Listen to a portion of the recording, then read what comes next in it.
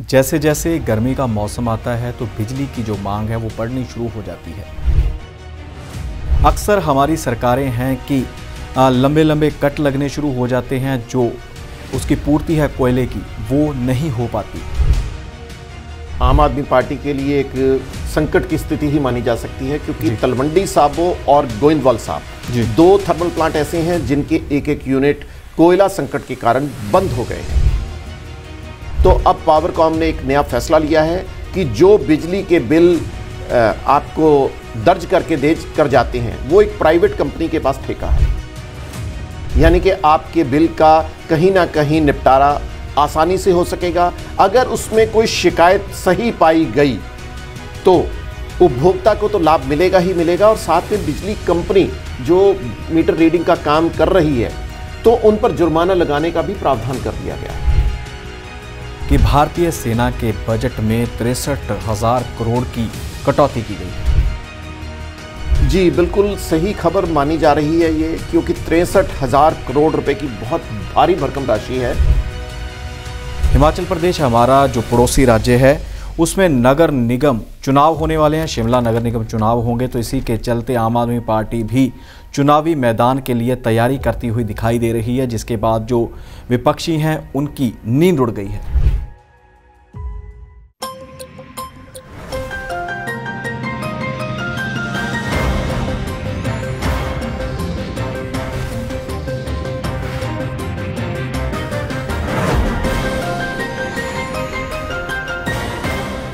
नमस्कार, D5 channel Hindi का खास कार्यक्रम खुलासा न्यूज का देख रहे सभी दर्शकों का मैं धर्मेंद्र संधू स्वागत करता हूं। इस कार्यक्रम का हिस्सा बनते हैं, विभिन्न मुद्दों के ऊपर बातचीत करते हैं हमारे साथ सीनियर पत्रकार प्रदीप शाही जी। शाही जी आज भी हमारे साथ मौजूद हैं, सबसे पहले उनका स्वागत करते हैं। शाही जी स्वागत है आपका। नमस्कार। शाही जी आज होली का पर्व है, होली पूरे धूमधाम के साथ मनाई जा रही है, मनाई गई है, होलिका दहन भी होता है। हम अपने मंच से D5 चैनल हिंदी की टीम की ओर से सभी देशवासियों को होली के पर्व की हार्दिक शुभकामनाएं देते हैं। मेरी तरफ से भी होली की बहुत बहुत शुभकामनाएं। होली के रंगों को अच्छे ढंग से मनाएं, खुशियों का पर्व है और रंगों का पर्व है, क्योंकि रंग ही हमारे जीवन का अभिन्न हिस्सा है। इसलिए होली की शुभकामनाएं आपको हार्दिक अभिनंदन के साथ। शाही जी, जैसे जैसे गर्मी का मौसम आता है तो बिजली की जो मांग है वो बढ़नी शुरू हो जाती है, लेकिन अक्सर हमारी सरकारें हैं कि लंबे लंबे कट लगने शुरू हो जाते हैं, जो उसकी पूर्ति है कोयले की वो नहीं हो पाती। अब भी कोयले का संकट पंजाब में बनता हुआ दिखाई दे रहा है, जिसने बिजली के संकट को जन्म देना शुरू कर दिया है। लेकिन जिस प्रकार से भगवंत मान मुख्यमंत्री बने हैं, उनकी सरकार आई है, तो उससे पहले कहा गया था कि 24 घंटे हम लगातार बिजली की सप्लाई देंगे। जी बिल्कुल, आम आदमी पार्टी के लिए एक संकट की स्थिति ही मानी जा सकती है, क्योंकि तलवंडी साबो और गोइंदवाल साहब दो थर्मल प्लांट ऐसे हैं जिनके एक एक यूनिट कोयला संकट के कारण बंद हो गए हैं। जी। अब यहाँ पर उत्पादन कम होने के कारण ये स्थितियाँ ऐसी होंगी कि भी पंजाब में बिजली के कट लगाने के लिए ज़रूरत बन जाएगी। और गर्मी है तो गर्मी में पीक सीजन होने के कारण, क्योंकि फसलों की कटाई है, बुआई है, ये चीज़ें भी होती हैं, एसी की संख्या बड़ी भारी भरकम हो जाती है, तो ये चीज़ें काफ़ी चिंता का विषय बन जाएंगी। साथ में ही वहीं पावरकॉम ने भी अपनी तरफ से काफ़ी वैसे तैयारियां कर रखी हैं। बिजली का जो संकट है उससे निपटने के लिए काफ़ी बिजली रिकॉर्ड रिजर्व पॉलिसी के तहत खरीद भी की जा चुकी है। जी। एक साथ में पावरकॉम ने एक नया फैसला भी लिया है जो उपभोक्ता के लिए एक अच्छा माना जा रहा है। वो ये कि बिजली के बिल जो अक्सर आते हैं तो लोगों की शिकायत रहती है कि उनके बिजली के बिल अधिक आए हैं। जी। पंजाब में लगभग 97 लाख उपभोक्ता हैं और इनमें से 15% की शिकायत हर बार आती है कि बिजली का बिल अधिक आया है। जी। तो अब पावरकॉम ने एक नया फैसला लिया है कि जो बिजली के बिल आपको दर्ज करके दे कर जाते हैं वो एक प्राइवेट कंपनी के पास ठेका है। मीटर रीडर होते हैं। मीटर रीडिंग, यानी कि बिल्कुल सही कहा आपने। मीटर रीडिंग की जो आप अगर शिकायत करेंगे तो उसकी अब पावरकॉम के अधिकारी भी जांच करेंगे। जी। यानी कि आपके बिल का कहीं ना कहीं निपटारा आसानी से हो सकेगा। अगर उसमें कोई शिकायत सही पाई गई तो उपभोक्ता को तो लाभ मिलेगा ही मिलेगा, और साथ में बिजली कंपनी जो मीटर रीडिंग का काम कर रही है तो उन पर जुर्माना लगाने का भी प्रावधान कर दिया गया है। ये यूं माना जा सकता है कि आम आदमी पार्टी की सरकार आने के साथ ही कुछ ना कुछ अच्छे संकेत मिलने शुरू हो गए माने जा सकते हैं। जी शायद जी, साथ ही केंद्र सरकार से जुड़ी बात है, भारतीय सेना से जुड़ी खबर है कि भारतीय सेना के बजट में 63,000 करोड़ की कटौती की गई है। जी बिल्कुल सही खबर मानी जा रही है ये, क्योंकि 63,000 करोड़ रुपए की बहुत भारी भरकम राशि है जिसकी कटौती की गई है। जो जानकारियों के मुताबिक आपको बता दें जी कि संसदीय स्थायी समिति ने कहा है कि थल सेना ने 46,844 करोड़ रुपए की मांग की थी, लेकिन उसे केवल 32,115 करोड़ रुपए ही प्रदान किए गए हैं जी। इसी तरह वायुसेना को 85,323 करोड़ रुपए की जगह 56,852 करोड़ रुपए और नौसेना को 67,623 करोड़ के बदले 47,591 करोड़ रुपए ही प्रदान किए गए हैं जी। यानी कि यूं कहा जा सकता है कि 63,000 करोड़ रुपए की कटौती एक भारी भरकम कटौती मानी जा सकती है सेना के बजट में। और जबकि स्थितियां तनावपूर्ण रहती हैं सीमाओं पर, पाकिस्तान की ओर से, बांग्लादेश की ओर से भी और चीन की तरफ से भी लगातार घुसपैठ के मामले अक्सर सामने आते रहते हैं।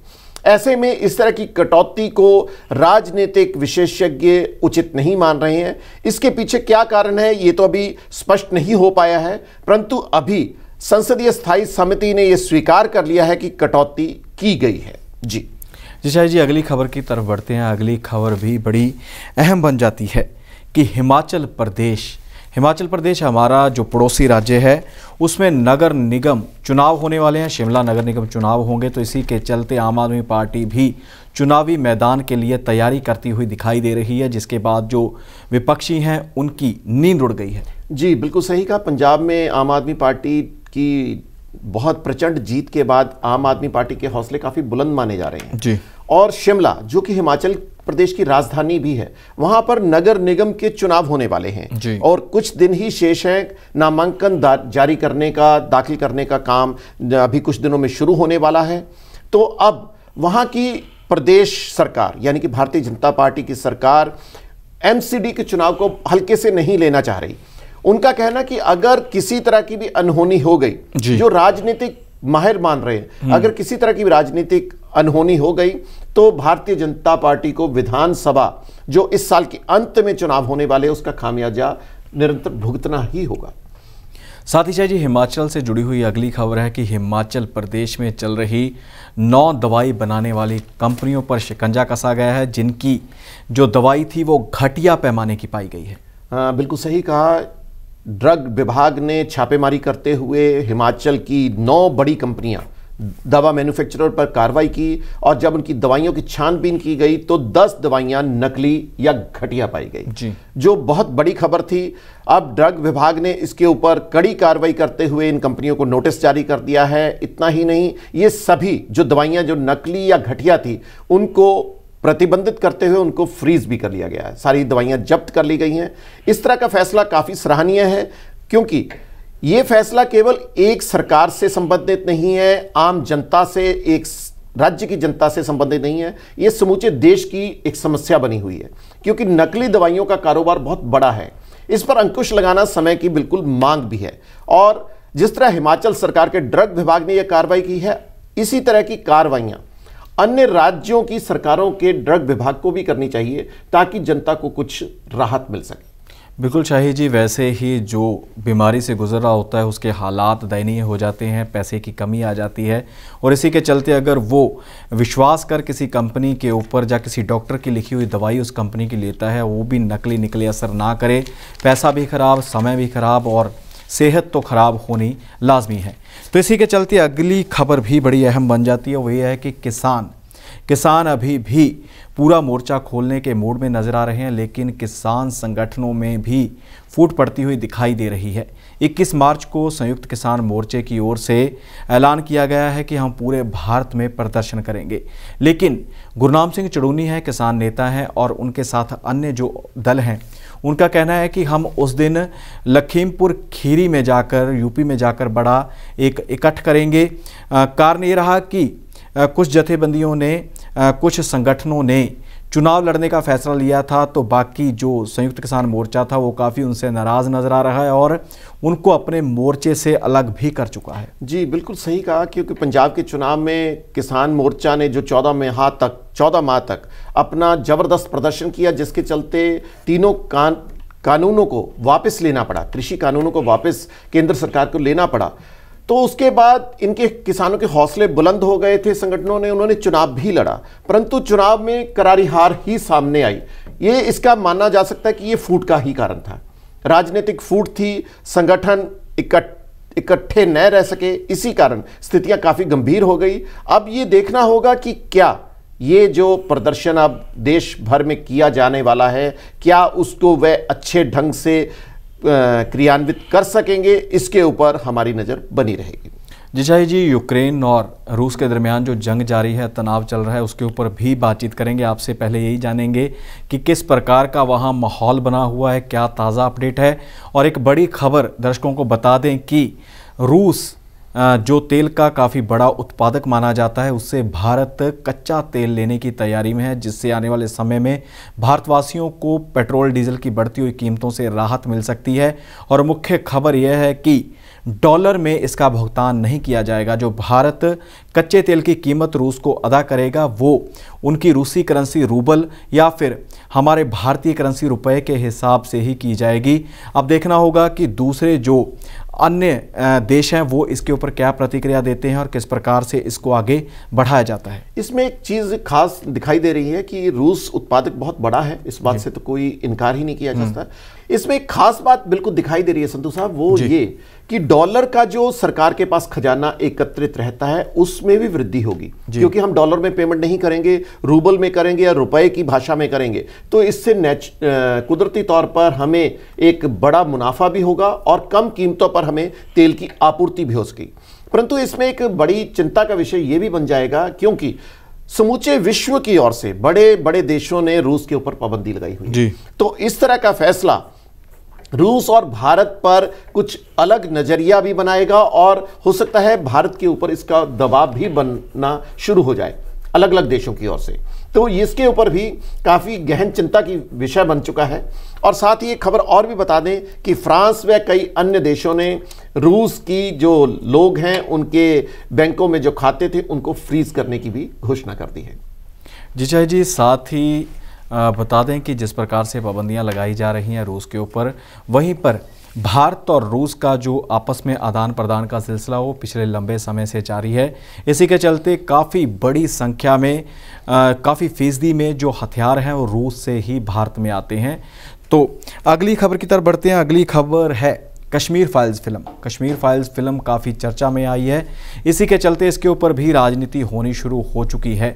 अखिलेश यादव हैं, सपा के जो प्रमुख हैं, वो कहते हैं कि इसी प्रकार लखीमपुर खीरी में जो किसानों के साथ घटना घटित हुई थी उसके ऊपर भी लखीमपुर खीरी फाइल फिल्म बनानी चाहिए। साथ ही राबड़ी देवी कहते हैं कि गुजरात में दंगे हुए थे, उनके ऊपर भी गुजरात फाइल नाम की फिल्म बनाई जाए। जी बिल्कुल, जब कोई एक फिल्म हिट हो जाती है या किसी खास विषय पर बनाई जाती है तो उसके ऊपर कुदरती तौर पर होता है कि विभिन्न राजनीतिक दल अपनी अपनी कार्रवाइयां शुरू कर देते हैं। चाहे इसको यूं भी कहा जा सकता है कि राजनीतिक रोटियां सेकने का भी शुरुआत हो जाती है जी। वैसे माना जा सकता है कि कश्मीर फाइल्स अभी मात्र 1 या 1.5 सप्ताह हुआ है उसको रिलीज हुए और वो 100 करोड़ रुपए के क्लब में भी शामिल होने का संकेत दे चुकी है, यानी कि आय 4 गुना अधिक है जो उनकी फिल्म के निर्माण पर लगी थी। वैसे आपको यह भी दर्शकों को बता दें कि अब तक 14 फिल्में इस तरह की बनी हैं जो इस तरह के मुद्दों पर थी, परंतु इनमें से 11 फिल्में सुपर फ्लॉप मानी गई हैं। इनमें से केवल एक ही फिल्म या 2 फिल्मों का नाम ही है, जैसे रोजा थी, कश्मीर के ऊपर आधारित थी, मिशन कश्मीर थी, वह भी कश्मीर के मुद्दे पर थी, और अब कश्मीर फाइल्स। ये 3 फिल्में ऐसी हैं कि जो सुपरहिट साबित हुई।